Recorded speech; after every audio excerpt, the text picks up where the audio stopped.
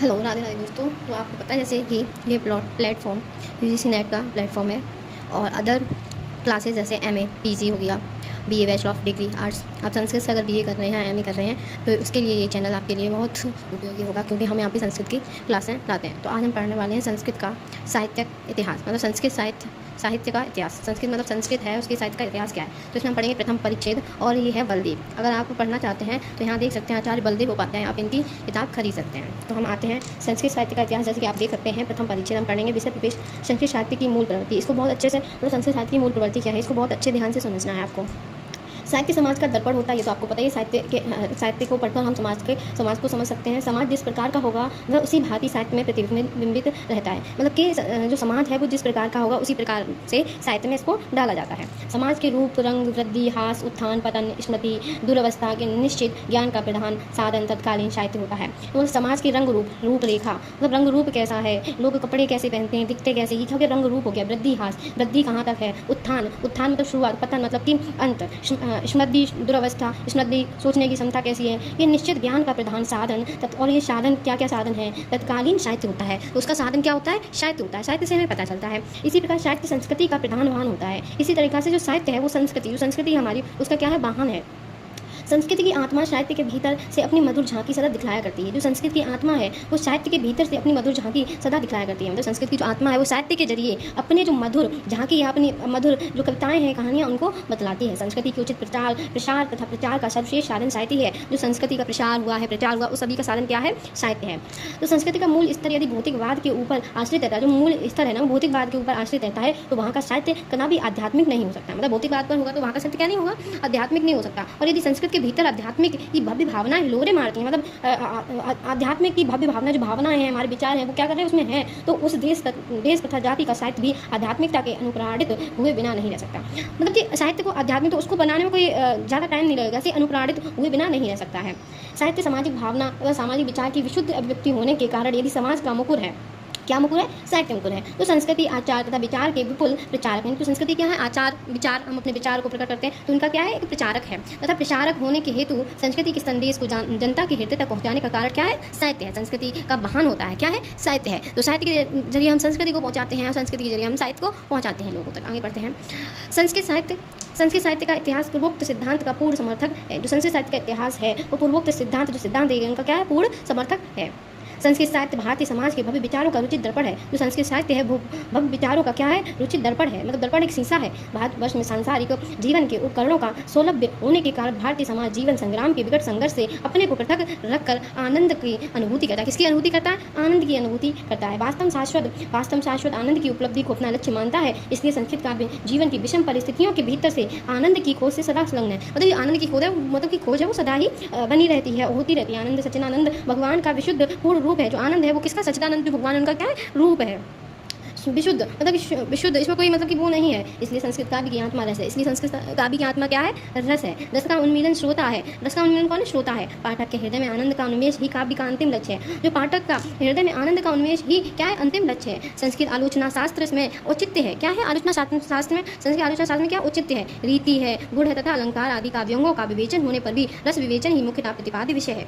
भारतीय समाज का मेरुदंड है गृहस्थ आश्रम है। मेरुदंड है, क्या है, भारतीय समाज का मेरुदंड है और गृहस्थ आश्रम है। अन्य आश्रमों की स्थिति गृहस्थ आश्रम के ऊपर ही निर्भर है। जो दूसरे आश्रम है वो किस पे स्थित है, गृहस्थ आश्रम पे। क्योंकि जब इंसान गृहस्थ आश्रम में प्रवेश करके उससे निकलता है तो भी और आश्रम आप व्यतीत कर सकते हैं। फलतः भारतवर्ष का प्रवृत्ति मूलक समाज गृहस्थ धर्म होता है। क्या होता है, गृहस्थ धर्म को पूर्ण महत्व प्रदान करता है। और इसलिए संस्कृत साहित्य में गृहस्थ धर्म का चित्रण सांगोपांग रूपूर्ण तथा हृदयवर्धक है। ठीक है, अब इतना समझ चुके होंगे कि यहाँ पे क्या बोला जा रहा है। आगे देखते हैं, आगे क्या है, तो आगे बोला जा रहा है रूप से उपलब्ध होता है। संस्कृत साहित्य का आद्य महाकाव्य वाल्मीकि रामायण गृहस्थ धर्म की धुरी पर घूमता है। जो संस्कृत साहित्य का आदि काव्य, तो संस्कृत साहित्य का पूछ सकते हैं आपसे आदि काव्य क्या है, महाकाव्य क्या है, तो वाल्मीकि रामायण, जो कहाँ पे गृहस्थ धर्म की पूरी पर घूमता रहता है। कौन, वाल्मीकि रामायण, जो महाकाव्य का क्या आदि काव्य है। दशरथ का आदर्श पितृत्व, कौशल्या का आदर्श, किसका, दशरथ का आदर्श है पितृत्व, कौशल्या का आदर्श है मातृत्व। क्योंकि जो पितृत्व दशरथ है, पिता है, उनका आदर्श और कौशल्या का आदर्श जो माता है, सीता का आदर्श है जो सतीत्व है, भरत का आदर्श है जो भ्रातृत्व है, सुग्रीव का आदर्श है बंधुत्व और सबसे अधिक रामचंद्र का आदर्श उत्तत्व भारतीय ग्रस्त धर्म के भी विभिन्न अंगों के आराधीन आदर्शों की मधुमेह मनोरम अभिव्यक्ति है। यहाँ पे बताया गया रामायण में तो बोला गया दशरथ किसके पिता के, कौशल्या माता की और सीता सतीत्व की और भरत किनके हैं, भ्राता के, और सुग्रीव कौन है, बंधुत्व के। सबसे अधिक रामचंद्र का आदेश है जो क्या किसका आदर्श है, वो किसका है, पुत्र का है, जिन्होंने ग्रस्त धर्म के विभिन्न अंगों के आराधीन आदर्शों की मधुमेह मनोरम अभिव्यक्ति की है। तो अब पढ़ते हैं साहित्य और संस्कृति। संस्कृति साहित्य भारतीय संस्कृति का प्रधान भान है। जो संस्कृति साहित्य भारतीय संस्कृति का प्रधान भान है, पीछे भी पढ़ चुके हैं हम। यदि संस्कृत के काव्यों में संस्कृति अपनी अनुपम गाथा सुनाती है तो संस्कृत के नाटकों में वह अपनी कमन्य क्रीड़ा दिखाती है। किसमें दिखाती है क्रीड़ा, उसमें बताएगी, इसमें क्या होगा, दिखाएगी। भारतीय संस्कृति का प्राण आध्यात्मिक भावना है। क्या भावना, आध्यात्मिक भावना है। प्राण त्याग से अनुप्राणित, तपस्या से पोषित तथा तपोवन में समृद्ध भारतीय संस्कृति का रमणीय आध्यात्मिक रूप संस्कृत भाषा है कि ग्रंथों में अपनी सुंदर झांकी दिखलाता हुआ सहृदयों के हृदय को बरबस खींचता है। महर्षि वाल्मीकि तथा व्यास कालिदास तथा विभूति बाण तथा, इसमें क्या कौन कौन है, महर्षि वाल्मीकि हैं, व्यास हैं, कालिदास तथा विभूति हैं, बाण तथा दंडी। पाठकों की हृदय कली को विकसित करने वाले मनोरम काव्य की रचना के कार्य जितने मान्य हैं उतने ही भारतीय संस्कृति के विशुद्ध रूप से चित्रण करने के कारण भी आदरणीय है। कौन, वाल्मीकि हैं, व्यास, कालिदास, विभूति, बाण, दंडी और ये सब क्या है, ये सब मान्य है। किसके लिए, एक काव्य के लिए, विशुद्ध संस्कृति भारतीय के लिए। आगे आते हैं। संस्कृत कभी को राजा महाराजों के दरबार की हवा खाने वाला चापलूस विजीव मानने की भ्रांत धारणा साहित्य के ऊपरी आलोचकों से भले फैली रही है। मतलब कि जो कवि थे, काव्य लिखते थे, उनको क्या माना गया था, चापलूस माना गया, लेकिन ये आवरणा फैली हुई। लेकिन परंतु ऐसा नहीं था, परंतु संस्कृत भाषा का कवि संकीर्ण विचारों का व्यक्ति ना था। कैसे विचारों का, संकीर्ण विचारों का, जो अपने परिमित विचारों की कठोरी में दिन बिताया करता था। कोठरी थी उसमें क्या बिताया करता था, दिन बिताया करता था। मतलब सोचता था, विचार करता था, तो अपने विचार किस पे उतारता था, काव्य में बिताता था। वह समाज के विशुद्ध वातावरण में विचरण करता था। समाज के सुख दुख की भावना उसके हृदय को स्पर्श करती थी। दुख हो गया, सुख हो गया, तो उनके कहाँ वो उनके हृदय में वो भावना उपजीव भी होती थी, स्पर्श करती थी। वह दीन दुखियों की दीनता पर चार आंसू बहाता। दीन दुखी जो दुखी हैं, जो गरीब हैं, उन लोगों के लिए वह सुखी जीवों के सुख के ऊपर रीझता था और सुखी लोगों के ऊपर क्या रीझता था। वह भारतीय समाज का ही एक प्राणी था। किसका समाज का, भारतीय समाज का क्या था, एक प्राणी था, जिसका हृदय सहानुभूति की भावना से नितांत स्निग्ध होता था। वह अपने काव्यों में जनता के हृदय की बातों का प्रवृत्तियों का जितना वर्णन करता था उतना ही वह अपने देश की संस्कृति के भी मूल्यवान आध्यात्मिक विचारों को अपने काव्यों में अंकित करता था। भारतीय संस्कृति का निखरा रूप हमें संस्कृत भाषा में निबद्ध साहित्य में दृष्टिगोचर होता है। बृहत्तर भारत में भारतीय संस्कृति का प्रचार तलवार के सहारे नहीं हुआ, कलम के सहारे हुआ। आज भी उस देश की सभ्यता तथा संस्कृति के गठन में संस्कृत साहित्य का विशेष हाथ है। संस्कृत साहित्य ने इन देशों की मूक जनता को भावों के प्रकट का माध्यम प्रदान किया। हृदय को सरस बनाने के लिए कोमल भाव में कविता सिखलाई और समाज व्यवस्था के नियमों को बतलाकर उन्हें बर्बरता के उन्मुख पर सभ्य और शिष्ट बनाया। साहित्य और तत्व ज्ञान। संस्कृत साहित्य के रूप निर्माण तथा विकार के ऊपर भारतीय तत्व ज्ञान का विशेष प्रभाव पड़ा। भारतीय दर्शन सर्वदा से आशावादी रहा है। निराश्य की कालिमा दर्शन के गगन मंडल को कतिपय क्षणों के लिए भले ही मलिन और अंधकारपूर्ण बनाए, परंतु आशावादिता का चंद्र उदय उसी प्रकाश से पेशल तथा शांति से संदिग्ध सर्वदा बनाए रखता है। संस्कृत नाटकों की सुखांत रूप की जानकारी के लिए भारतीय दर्शकों विचारों में परिचय पाना नितांत आवश्यक है। भारतीय तत्वज्ञान नैराश्य के भीतर से आशा का, विपत्ति के भीतर से संपत्ति का, मतलब की विपत्ति, जब कोई कठिनाई आ रही है, विपत्ति आ रही, परेशानी आ रही, तो उसमें किसका, भीतर से संपत्ति का तथा दुख के भीतर से मुख का उद्गम अवश्य भामी बांधता है। संसार का पर्यवसान दुख में नहीं है। यह जीवन व्यक्तित्व के विकास में अपना स्वतः मूल्य और महत्व रखता है। संघर्ष के भीतर से शांति की प्रभा छिटकती है। संग्राम के बीच में विजय का शंखनाद घोषित होता है। मानव की व्यक्तित्व पूर्णता की अभिव्यक्ति में यह जीवन एक साधना मात्र है। निष्प्रपंच ब्रह्मा की भी प्राप्ति प्रपंच के भीतर से ही हो जाती है। फलते संसार का व्यापक दुख परिदृश्यमान संतोष तथा वैषम्य क्लेश अनंत गोत्वा सुख में सौख्य में तथा आनंद में परिणत होता है। यहाँ सुख और दुख की बात की गई है। इसी दार्शनिक विचारधारा के कारण जीवन के संघर्ष को प्रदर्शित करने पर भी नाटक का पर्यवसान सदा मंगल में होता है। संस्कृत में दुखांत नाटकों के नितांत अभाव का रहस्य इसी दार्शनिक सिद्धांत में छिपा है। संस्कृत नाटककारों के ऊपर जीवन के केवल सौख्य पक्ष के प्रदर्शन होने से एकांकित्व का आरोप कथम अपनी न्याय नहीं माना जा सकता। काव्य जीवन की पूर्ण व्यक्ति है। सच्चा कवि जीवन के सुख दुखों में रमता है, मतलब सुख में भी रमता है, दुख में भी रमता है। वह जानता है कि जीवन का अनुभव कर उसके मार्मिक स्कूलों को कमन्य भाषा में अभिव्यक्त करना है। वह जानता है कि उसके जो अनुभव है उसको किसमें अभिनय करना, भाषा में अनुभव करना है। उसके काव्यों में जन हृदय संबंधित होता है और जनता की मूक वेदना अपनी पूर्ण तथा प्रभावशाली अभिव्यंजना पाती है। उसकी कमन्य कृति में सुख और दुख, वृद्धि और हास, राग और द्वेष, मैत्री और विरोध के परस्पर संघर्ष से उत्पन्न नानात्मक स्थिति का ही मार्मिक अभिधान जीवन है। इसकी पूर्ण अभिव्यंजना दुख का सर्वथा परिहार कर देने पर क्या कभी हो सकती है? क्या संस्कृत का कवि जीवन के केवल सुख के पक्ष के चित्रण में ही अपनी वाणी की चरित्रता मानता है? नहीं, कभी नहीं मानता है। संस्कृति तथा जन जागरण का अग्रदूत संस्कृत कवि तात्विक रूप से जीवन के अंतस्थल को परखता है और उसका सच्चा वर्णन प्रस्तुत करता है। परंतु जीवन का मंगल में पर्यवसान तथा कल्याण में उद्देश्य होने के कारण वह दुख पर्यवसायी काव्यों तथा नाटकों की रचना से सर्वदा परांगमुख होता है। संस्कृत साहित्य का यही मौलिक विशेष है। तो आप देख सकते हैं यहाँ पे कवियों की बात की है, बताया गया है कि कवि की सोच कैसी होती है, कवि कैसा विचारता है, चाहे दुख हो सुख हो वह वैसा ही रहता है, चाहे दुख हो तो दुख को जीने की कल्पना करता है, विचार करता है, उसी तरीके से रहता है, और सुख हो तो सुख की तरह व्यतीत करता है। तो वो कोई राजा के चापलूस नहीं थे, वो अपनी एक विचारधारा में व्यतीत रहते थे और वही विचारों को वो एक काव्य में जैसे मोती पिरोए जाते हैं उसी तरीके से अपने काव्य को शब्द के माध्यम से बताते हैं, परोते हैं। तो इस तरीके से आप देख सकते हैं ये था साहित्य और तत्वज्ञान। अब हम बढ़ते हैं साहित्य और धर्म, मतलब साहित्य और धर्म का क्या है। तो भारतवर्ष धर्म प्राण देश है। भारतवर्ष कैसा धर्म प्राण देश है और भारतीय संस्कृति धार्मिक भावनाओं से उत्प्रोत है। भारतीय धर्म का आधार पीठ है आस्तिकता, सर्वशक्तिशाली भगवान की जागरूक, जो भगवान की जागरूक सत्ता है में अटूट विश्वास करता है, वही क्या है, धर्म है। भारत भगवान के चरण अरविंद से अपने आप को लुटा देने में ही जीवन की सार्थकता मानता है। जो भारत है वो क्या है, भगवान के चरणों में अपना जीवन समर्पित करना ही क्या मानता है, चरण अरविंद मानता है। संसार की क्लेश भावना जीवों को तभी तक कलुषित तथा संतप्त बनाती है जब तक वह भगवान का निजी सेवक जन नहीं बन जाता। तभी तक राग आदि चोर के समान संतापदायक है। यह ग्रह कारागृह है जो यह मोह तभी तक पैरों की बेड़ी है जब तक जीव भवद्य नहीं बनता। भगवजन होते ही मोह की बेड़ी खुली जाती, मगर भगवान के प्रति अपना भगवत प्रकट करने और भगवान के उसमें मिल जाना ही क्या होती है, मोह की बेड़ी तब खुल जाती है और जीव ज्ञान की मीठी स्वतंत्रता का अनुभव करने लगता है। जब भगवान को हम प्राप्त कर लेते हैं, भगवान के प्रति पहुंच जाते हैं, तो हम क्या प्राप्त कर लेते हैं, एक स्वतंत्रता प्राप्त कर लेते हैं। उस हमें क्या अनुभव होता है, स्वतंत्रता का अनुभव होता है। तो ये कहाँ से दिया, भागवत पुराण से लिया गया है ये। चलिए अब आगे देखते हैं, आगे हमें क्या दे रखा है। तो आगे हमें दे रखा है संस्कृत साहित्य का इतिहास। तो संस्कृत साहित्य का इतिहास अब शुरू होता है, हम पढ़ते हैं उसको। लिखा है, श्लोक दे रखा है, तावद रागद्या स्तेन अस्तावत कारागृहं गृहं तावन मोहांगिं ग्रहिणी गणो यावत कृष्णनाथे जना। बोला गया है भगवान के प्रति भक्ति भाव के इस प्राचुर्य ने संस्कृत में एक विशाल साहित्य को जन्म दिया है। मतलब भगवान के प्रति जो भक्ति भाव है उसने क्या एक विशाल साहित्य का जन्म किया है। जो स्तोत्र साहित्य है, नाम है अभिहित किया जाता है। क्या सा स्तोत्र साहित्य, मतलब जो स्तोत्र हम दे रखे हैं, श्लोक दे रखे हैं, हृदय की दीनता, आत्मनिवेदन, अपराध स्वीकार आदि कोमल भावों की विशाल राशि प्रस्तुत करने वाला ये मनोवैज्ञानिक साहित्य संसार के साहित्य में बेजोड़ है। मतलब कि इतना हृदय, इतना कोमल विचार है इसमें, इतना बोलते हैं तो इतना मधुर आवाज है, तो ये सब बताए पिरोया गया इसमें। संस्कृत भाषा के श्लाघनीय स्त्रोत कोमल भावों के अभिव्यंजना में अपनी ममता नहीं रखते। संस्कृत काव्यों का ये विशिष्ट भारतीय धर्म की भक्ति प्रवृत्ता के ऊपर आधारित है। हमारी तो यह दृढ़ धारणा है कि संस्कृत साहित्य गीत काव्यों तथा प्रगीत मुक्तकों का जनक है। संस्कृत भाषा की मधुरता भी संस्कृत काव्यों की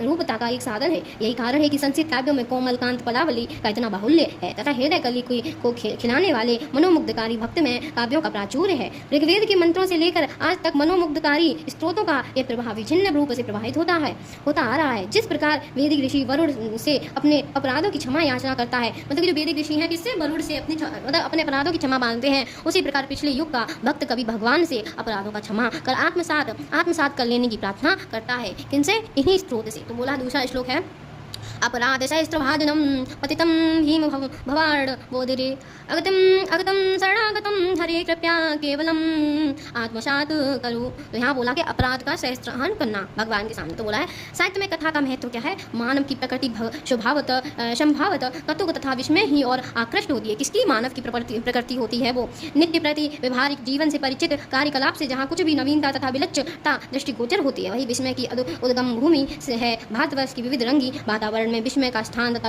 विचार बहुत ही अधिक है। प्राची क्षितिज पर सुनहरी छटा छिटकाने वाली तथा प्रभा पुंज को बिखेरने वाली उषा का दर्शन जैसा आश्चर्य दर्शन के हृदय में उत्पन्न करता है, वैसा ही विस्मय उत्पन्न करता है। नैश नील नभोमंडल में रजत रश्मियों को बिखेरने वाली तथा नेत्र में शीतलतामयी छटा फैलाने वाले शीत रश्मि का उदय है। दोनों ही कुतुक वह हैं, विस्मयवर्धक हैं। संस्कृत आलोचकों में आश्चर्य रस को ही मूलभूत आदिम रस मानने वाले आचार्यों का भी एक विशिष्ट संप्रदाय है। मानव की इस कुतुकमयी प्रकृति की चरितार्थता के निमित्त भारतीय साहित्य में एक नवीन काव्य परंपरा का उदय हुआ है, जो कथा के नाम से अभिहित की गई है। सामान्य रूपेण कौतुकवर्धक कथाओं का उदय प्रत्येक देश के साहित्य में हुआ है और होता है। मानव की स्वाभाविक प्रकृति को चरितार्थ करने का यह व्यापार साहित्यिक प्रवास है। परंतु संस्कृत साहित्य के साथ कथा का कुछ विशेष संबंध है। विश्व में कथा की उद्गम भूमि है। हमारा संस्कृत साहित्य जहाँ से कथाओं के ने पश्चिम तथा पूर्वी देशों की यात्रा कर वहाँ के साहित्य में घर कर लिया है और उन देशों के रहन सहन, जन जीवन, आचार व्यवहार में घुल मिल गई है। क्या, हमारी संस्कृत भाषा।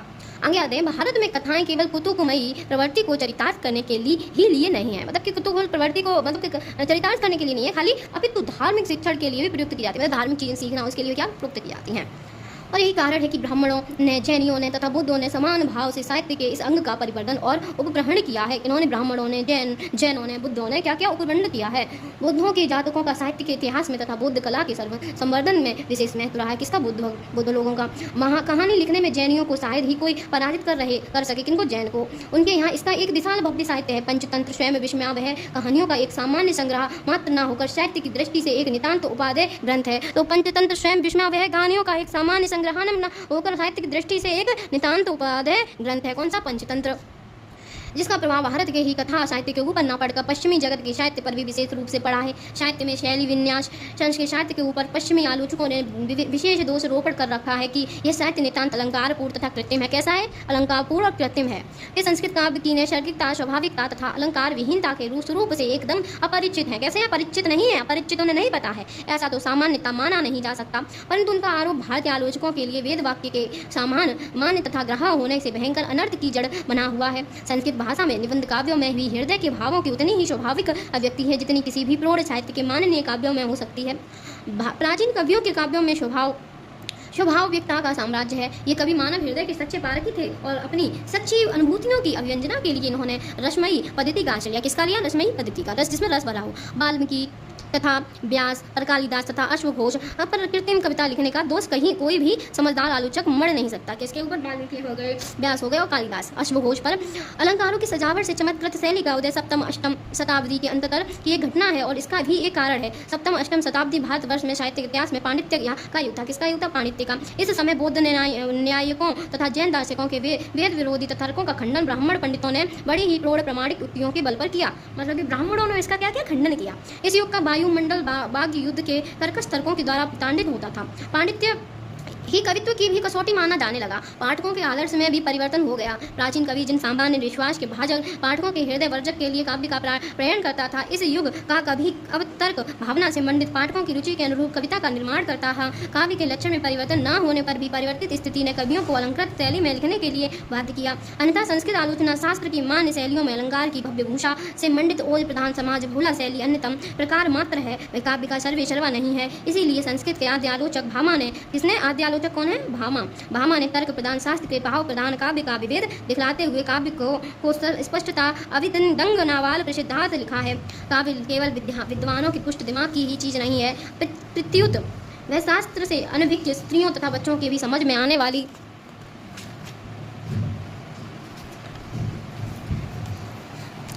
वाली वस्तु है। यदि किसी काव्य को विशिष्ट पाठक ने ही समझा तो क्या समझा? मतलब जो विशिष्ट पाठक उसने समझा तो इसको क्या समझा, ये बोला गया है। काव्य होने पर भी अप्रतीतार्थ दोष से दुष्ट काव्य ठहरा। ठीक है। काव्य का लक्षण सामान्य जन है, विशेष जन नहीं। काव्य का लक्षण कौन है? सामान्य जन है, विशेष लोग नहीं है। यहाँ पर किसकी बात की? सामान्य लोग हैं जो रोजमर्रा की जिंदगी व्यतीत करते हैं जैसे तैसे। प्रसन्न काव्य की यही निशानी है कि स्त्री तथा बच्चे भी उतनी ही आसानी से समझ जाएं जितनी आसानी से कोई विशेष शिक्षित जन माधुर्य तथा प्रसाद गुण काव्य का प्राण माना है। ऐसी स्थिति में इस दोष के आरोप का प्रसंग ही निराधार और निर्मूल है। निष्कर्ष यह है कि हमारी संस्कृत भाषा संसार भर की भाषाओं में श्रेष्ठ है। क्या है? हमारी जो संस्कृत भाषा संसार भर की भाषाओं में कैसी श्रेष्ठ है? हमारा संस्कृत साहित्य का समग्र सभ्य साहित्य में प्राचीनता, व्यापकता, विरामता है। यदि इस भूमि बल्ले पर कोई भी भाषा सबसे प्राचीन होने की अधिकारिणी है तो वे कौन है? हमारी संस्कृत भाषा। आजकल अपने ऊंची सभ्यता पर गर्व करने वाली जातियां जब जंगलों में घूम कर केवल संकेत मात्र से अपने मनोगत भावों को प्रकट किया करती थी, उस समय अथवा उससे भी बहुत पहले हमारे पूजनीय पूर्वज आर्य लोग इसी देववाणी के द्वारा सरस्वती के किनारे भगवान की विभूतियों की पूजा में रेशमयी ऋचाओं का उच्चारण तथा सरस सामों का गायन किया करते थे। उसी समय उन्होंने आध्यात्मिक जगत की समस्याओं को सुलझाकर अपने उन्नत मस्तिष्क का परिचय दिया। संसार में सबसे प्राचीन ग्रंथ और हमारे धर्म सर्वस्व वेद भगवान ऋषि गौरवमयी गिरवाड़ पहाड़ी में आराधनीय ऋषियों के द्वारा परमात्मा की आंतरिक प्रेरणा से दृष्ट हुए हैं। आध्यात्म की कुत्तियों को सुलझाने वाले तथा मानव मस्तिष्क के चरम विकास को प्रकट करने वाले उपनिषद भी इसी भाषा में अभिव्यक्त किए गए थे। पृथ्वी की उत्पत्ति से लेकर प्रलय तक का विस्तृत तथा विविध इतिहास प्रस्तुत करने वाले पुराणों की रचना इसी सुंदर भाषा में की गई है। आर्यों की प्राचीन रीतियों, रूढ़ियों और परंपराओं का प्रशस्त तथा सर्वांगीण वर्णन उपस्थित करने वाले धर्मशास्त्र की निर्मित भी इसी भाषा में हुई है। सारांश यह है कि लौकिक अभ्युदय तथा पारलौकिक निश्चय की सिद्धि के साधन जितने ज्ञान और विज्ञान है, जितने कर्मकांड तथा ज्ञानकांड है, क्या है कर्मकांड ज्ञानकांड है, जितने शास्त्र और पुराण है, उन सबको अवगत करने का उपाय यही संस्कृत भाषा है। एक वाक्य में हम कह सकते हैं कि हमारा साहित्य परा तथा अपरा विद्याओं का मनोरम भंडार घर है। इसके रहस्यों का पता संस्कृत भाषा के ज्ञान से ही किया जा सकता है। इन्हीं सब कारणों से हमारी संस्कृत भाषा परम महिन्या विद्यजन मानन्य या तथा सौभाग्य शोभन्या है। संस्कृत साहित्य का महत्व अभी हम कल पढ़ेंगे। संस्कृत साहित्य का महत्व हम का क्या पढ़ेंगे कल।